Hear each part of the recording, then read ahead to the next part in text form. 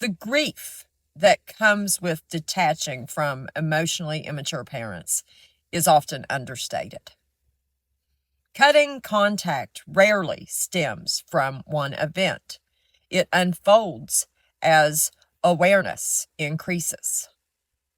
Adult children may feel anger, disgust, detachment, and grief for what never was.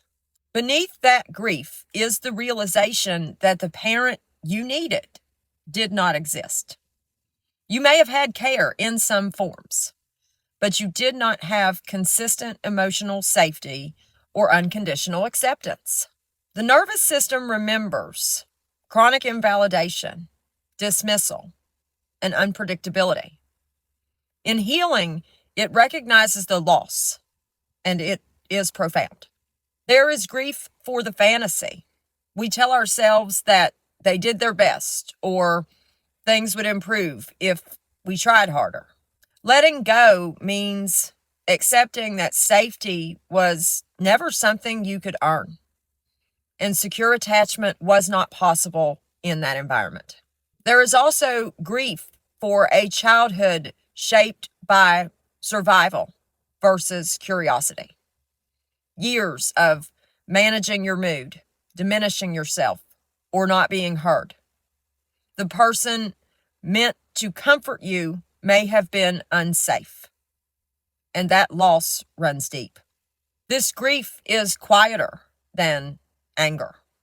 It can show up as fatigue or an unnameable ache. It isn't self-pity. It's mourning a bond that never formed as it should have. A bond that we are biologically wired to desire. Grief does not mean you want the parent back. You can feel detached and still mourn. In fact, grief often stabilizes boundaries and can make you less reactive. Healing means allowing the grief without trying to fix the past and building what you weren't given. Emotional regulation, secure connections, and a steady inner narrative. Over time, the grief softens into something more like a scar.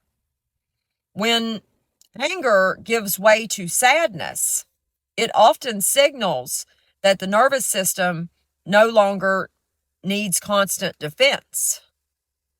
So grief is actually a sign of progress, even though that might seem counterintuitive. Have a good day.